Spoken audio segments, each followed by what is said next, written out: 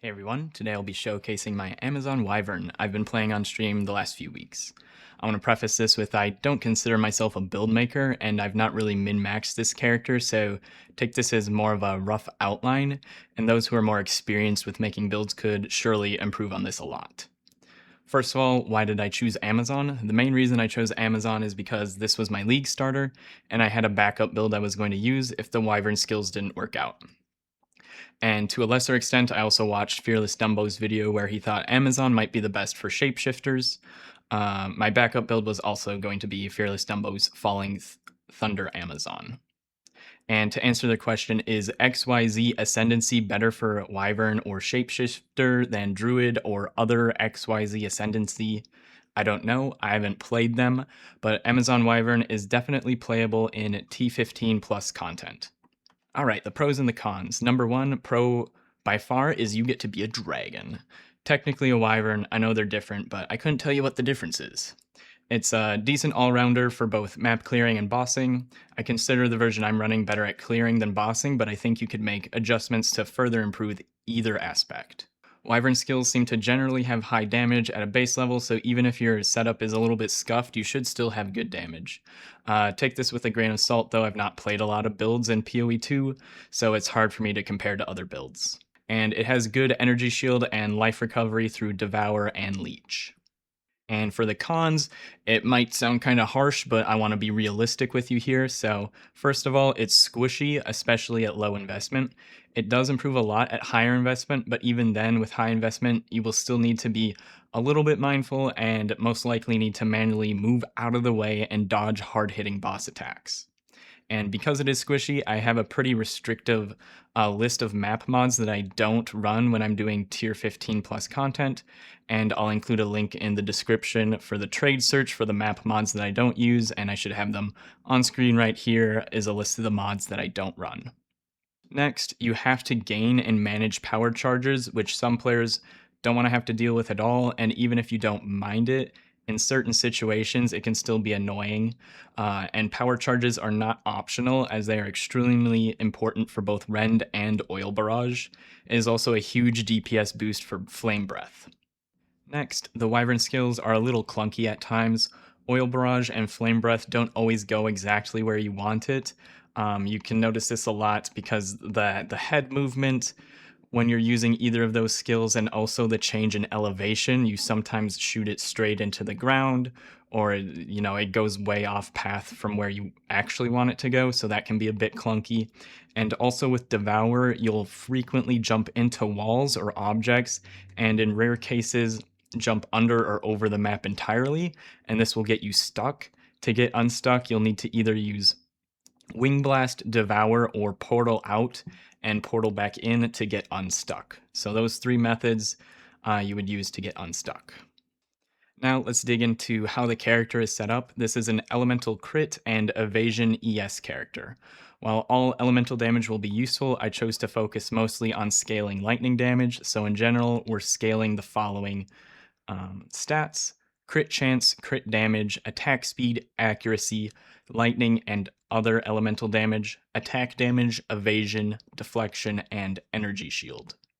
At this point, I want to note my weapon swap that uses a spear and scepter only provides a bit of utility and a temporary bonus for cold damage. I almost never use the spear skills, so you can play this build while only using a talisman, and you can ignore the weapon swap and the skill tree points associated to the weapon set too.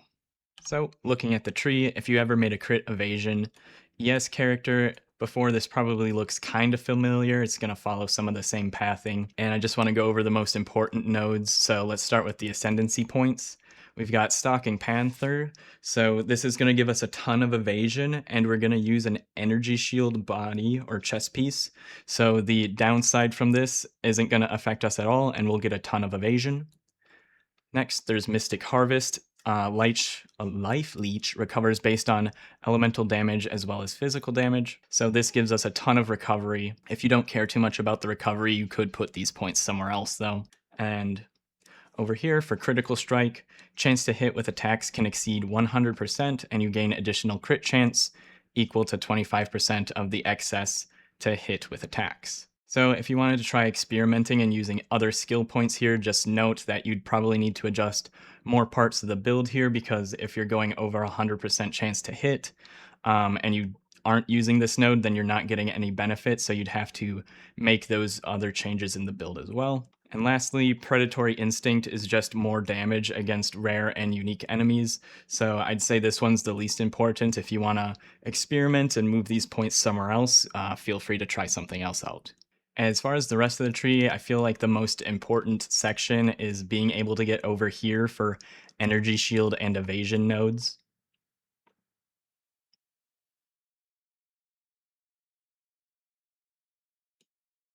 And there's also a decent amount of crit over here as well that I've been picking up.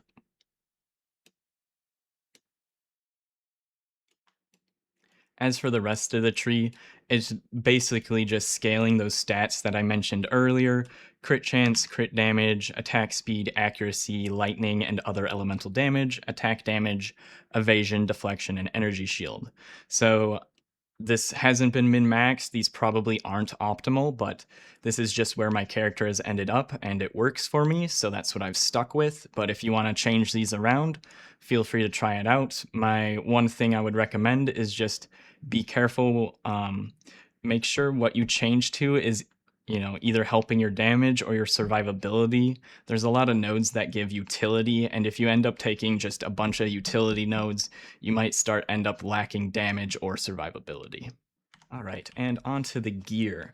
So I have a budget gear setup that I did. My goal with the budget gear was to keep each individual piece under a 1 divine cost, and we got way under that. So all of the budget gear here in total cost about 150 exalts.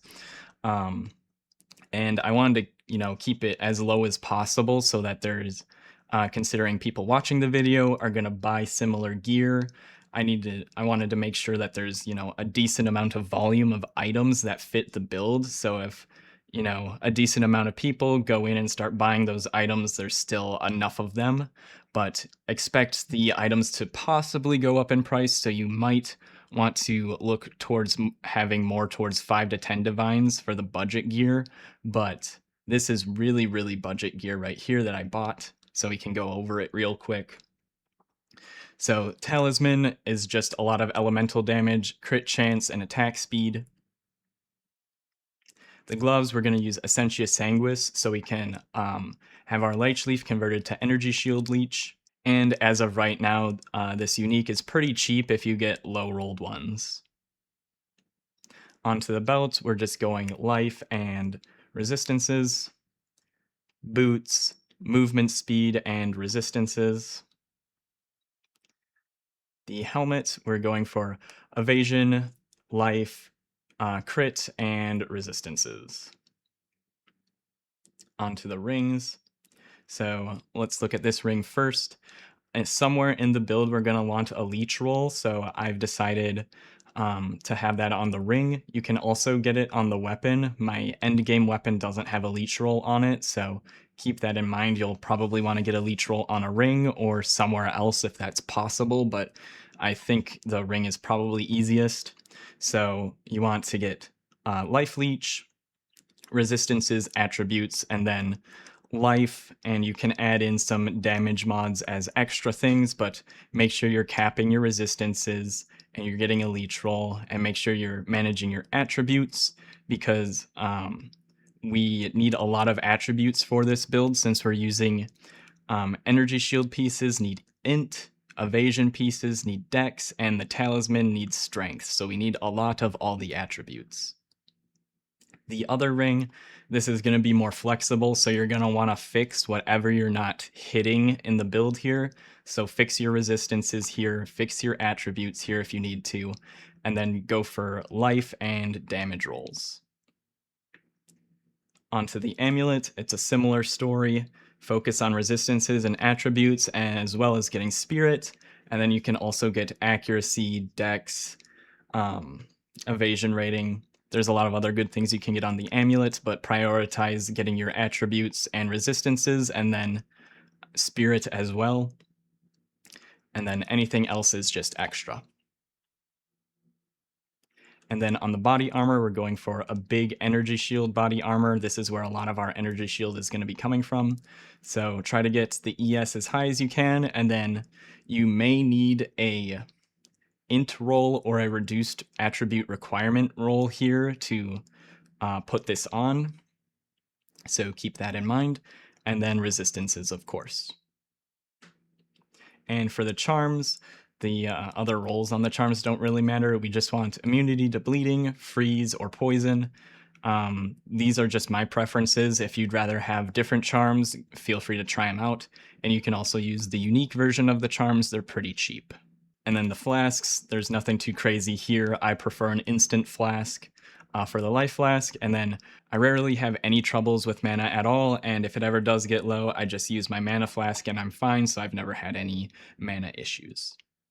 And for the jewels, for the budget version, the gameplay you're seeing, I didn't use any jewels for the budget version, so you just want on those jewels any of the stats I listed earlier, whatever you can afford and whatever you're missing. So if you want more damage, get some damage rolls on your jewels, and if you need more survivability, get some evasion or energy shield or whatever you can get on jewels to help raise your survivability. So while we're still looking at the budget version of the character, let's take a look at the skills. So our main damage is going to be coming from Rend, Flame Breath, and Oil Barrage, depending on the scenario you're in. So Rend is just a cleave in front of you, and I have mine set up to help with leeching, so I have Life Leech 3 support in here, so if I ever need to recover really quickly, I'll usually just start rending. And the other links we have here are Rage 3, build up Rage for more damage, and to use Flame Breath longer. Then Magnified Area, it's just a bigger AoE on the cleave, more elemental damage, and rapid attacks to just go faster. It feels nice. So feel free to play around with some of these a bit if you want. And then our spear skills, like I said, they're mostly a little bit of utility, so I don't actually use them. Purity of Ice is coming from my scepter. When I'm a Wyvern, I don't get the Purity of Ice. Ghost Dance.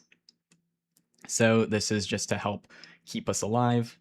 I have Compressed Duration, so we get the stacks for Ghost Dance faster. And then Cool-Headed, less Ignite duration, because I was getting hurt by Ignite a lot, so I put that in to help out with that. Alright, Flame Breath. So the way I've set up Flame Breath is for single target damage.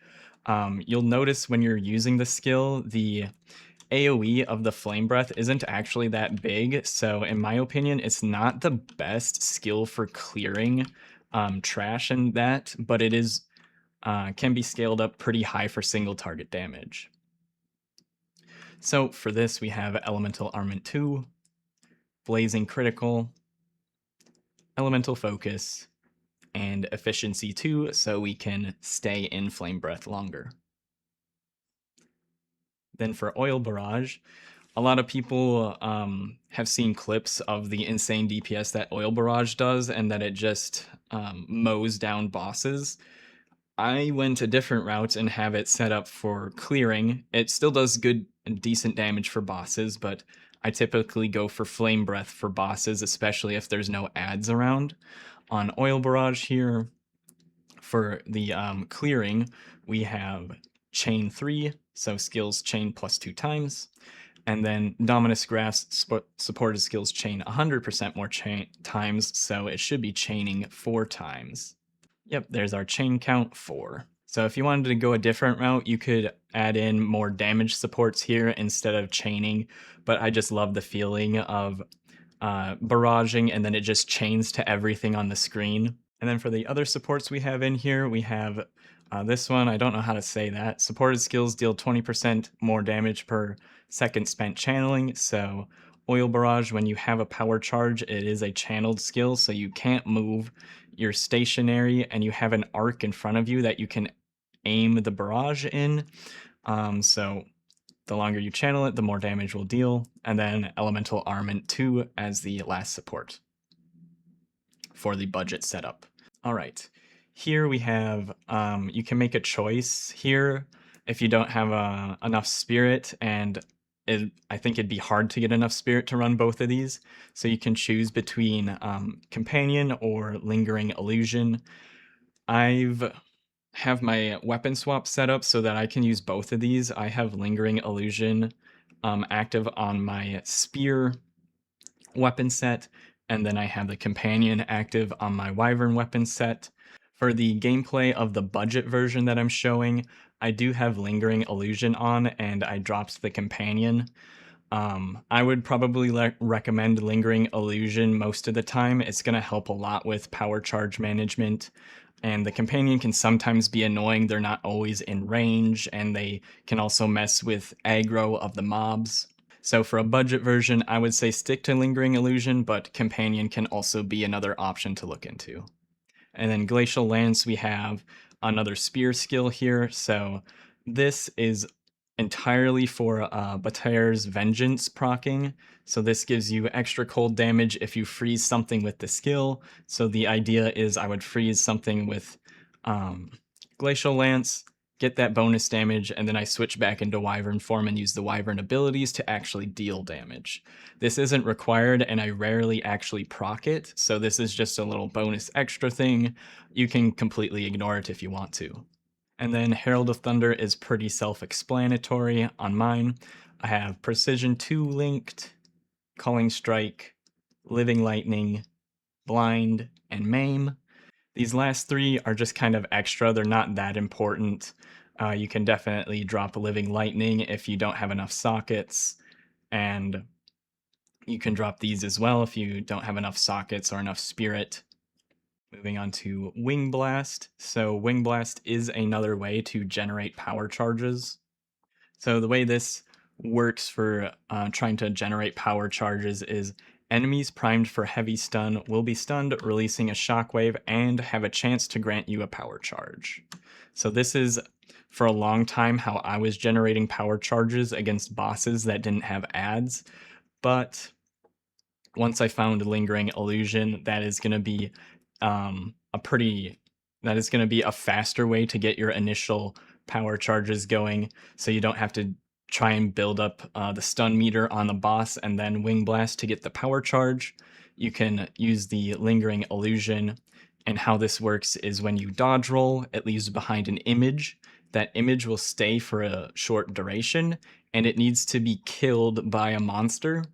If it's killed by a monster, it'll leave blue orbs on the ground that you can go and pick up, and that gives you your power charges. So just note that these illusions, if they expire on their own without being killed, they don't leave behind the blue orbs to pick up for power charges. They need to be killed by an enemy. And lastly, Devour. This is how I gain most of my power charges. So you consume a corpse, or you consume an enemy that's within calling range, and then it grants you power charges. So my typical gameplay is once I get my initial power charge by either using Lingering Illusion or just killing something that's weak and then devouring it. After you get your initial power charge, the gameplay is either use Rend or Oil Barrage for normal clearing, and then once I clear what's in front of me a little bit, I'll press Devour like anywhere on the ground, because there should be bodies basically everywhere. You eat that, you regain your power charges, and you continue using Rend or Oil Barrage as you see fit, and then Devour, continue, and you cycle between attacking and using Devour. So pretty much every time after I use Oil Barrage, I just instinctively hit the Devour button. And as for the links on Devour, we have Empowered Sparks, Charge Profusion, Calling Strike 2, Rapid Attacks 2, and Thrill of the Kill. So if you don't have enough sockets, I'd say you can drop Rapid Attacks 2. I just put that in there just because. And going back to Wing Blast, I didn't go over the supports. Magnified Area, Punch Through, Charge Profusion 2, Fan the Flames. This one's just kind of for fun because I had an extra socket. It's not that important. And then Rapid Attacks 2, also just to have it be a little bit faster, but it's also not that important. I didn't really notice much change when I added rapid attacks to Wing Blast or Devour. All right, that should be all the skills. And if you're wondering, the companion I do have is a boar with a haste aura on it. I think you should be able to see that somewhere. Yes, it shows right here. Haste Aura is the one I cared about. I didn't go for a 2-mod companion. The other one is all damage shocks. This is actually probably bad if my companion were dealing damage, but we're using Brutus Brain so that they can't die and they deal no damage. And then we just added Magnified Area, make their attacks a little bit bigger so that they can apply some debuffs. So slow potency for blind 2 and maim. And while we are still on the skills here, for the high-end version, we're going to use Rakiata's Flow and Gurakan's Resolve. So I have Rakiata's Flow, which inverts enemy monster elemental resistances in Flame Breath for our single target damage. And then we have Gurakan's Resolve and Oil Barrage for our clearing. And the reason we have Rakiata's Flow in Flame Breath and not Oil Barrage is because Oil Barrage lowers their resistances, so you would be lowering the resistances and then inverting it, where if you're using Rakiata's Flow, you actually want them to have high resistances so you can invert it even further to deal more damage.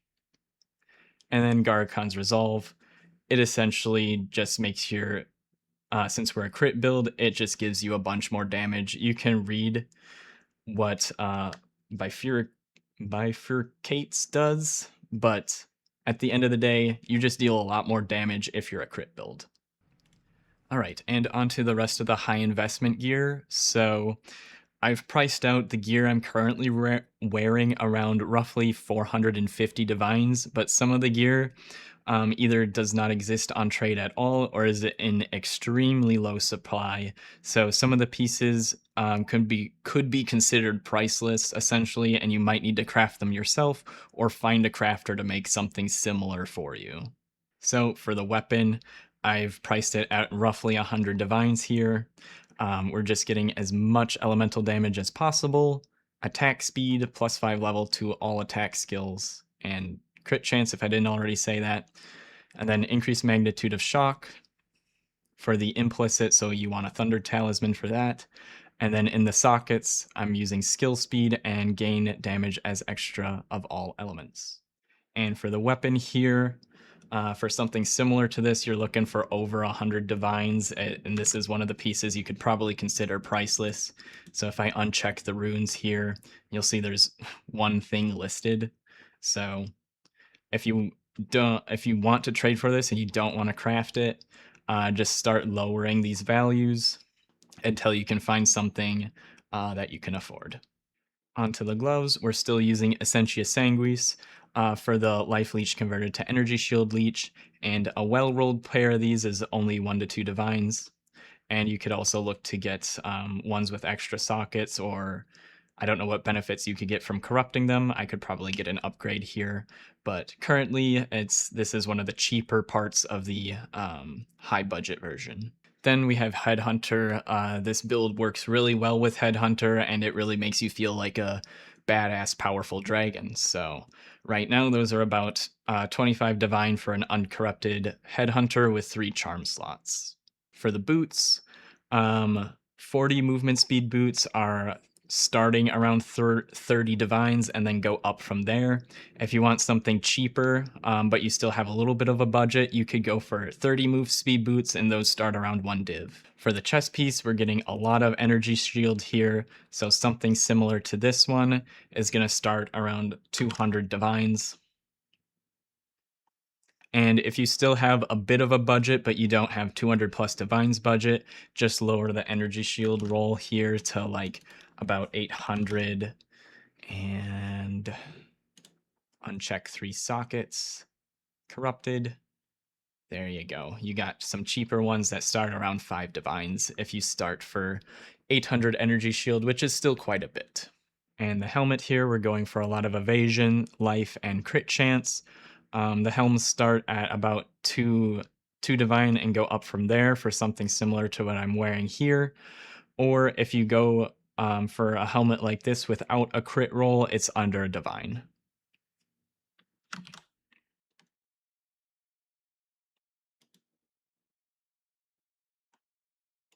Onto the amulet. Something like this is probably around 10 divine, but it's going to be hard to find these exact same stats on trade. I don't need the damage taken recouped as mana that just ended up on here. So if I search everything else that was important to the build, you can't find anything. If you take off the evasion, you find something. If you take off the ES, you find something. So for this, I did do a little bit of crafting on this. So I bought this as a rare with 2 open affixes, and I desecrated on the increased energy shield from body armor, and I exalted on the evasion rating. I was trying to go for accuracy, but evasion rating also works great for the build, so I just kept that. And then the other stats you're going to want spirit, and then you'll probably need attributes and resistances from your amulet. Okay, onto the rings. So first we're going to look at the leech ring. So this is my ring that I have the leech roll on. Something similar to this is probably going to start around 10 divines, and you might need to craft it yourself or be flexible on the damage rolls on this ring. So this ring I'm calling a flex ring, so you want to fix anything that you're missing on the build with this ring. Resistances, attributes, etc. And then just get your resistances, then life and evasion or damage rolls. They're all good here. You won't find anything quite like this ring with the rarity roll, but if you take off the rarity, similar rings start around 30 divines.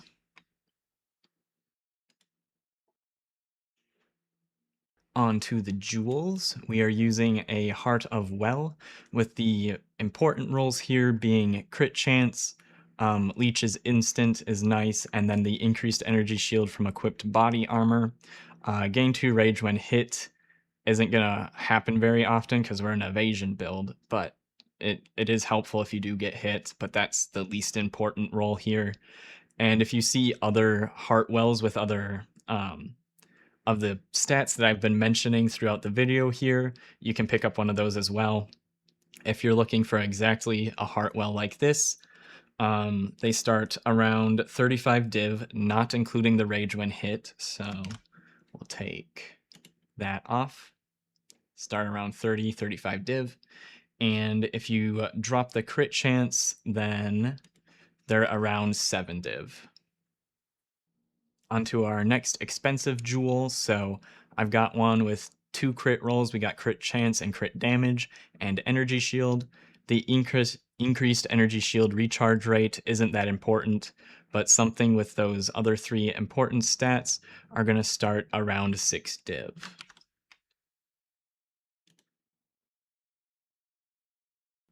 And the last jewel I'm using, these are all good stats that help the build, but the combination of them is not very expensive.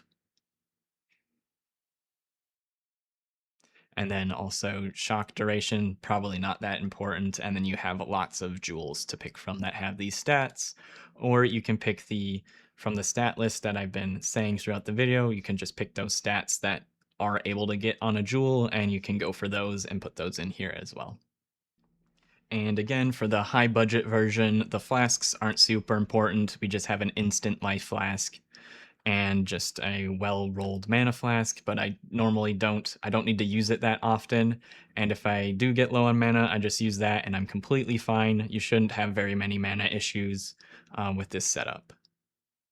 And then the charms, we just have the unique charm for freeze immunity, the unique charm for poison immunity, and the unique charm for bleed immunity. All right, and something else I just want to mention for the gameplay for Wyvern, as far as positioning goes. So if you're like at a staircase or to change an elevation, you want to try to back up from the staircase or the ramp or whatever to be able to shoot up it. If you get too close, you'll shoot straight into the staircase, so you want to avoid that. And another thing for oil barrage, you can only aim while you're channeling in a cone in front of you. So sometimes monsters will come up to the side of you and you won't be able to hit them there's not much you can do. So just finish your channel and then rend them or reposition. But just note that sometimes monsters will get up to next to you to the side of you. And to help with that, you can try to position yourself up against a wall so stuff can't come up behind you or from the sides of you. So tucking yourself into a corner can be pretty beneficial. That stops things from coming up on your side and stuff like that. As for leveling, I used Lightning Spear until around level 30-ish, and then started slowly adding in the Wyvern skills. You might be able to start the Wyvern as soon as you can get a Talisman if you want to try it that way, but I haven't tried that, so I don't know how it'll feel. And then around level 50-ish, I was mostly using the Wyvern skills by that point. And my leveling felt fine. There was some bumps in the road, but for the most part, it was okay. But if you want a smoother experience, you might want to follow a guide specific for leveling Amazon and then respec later. I'll have a link to Fubgun's bow, lightning arrow, Amazon leveling guide, and guy that dies grenades leveling guide linked in the description and the pinned comment. All right, so I think that's most of the stuff I wanted to talk about for the build here.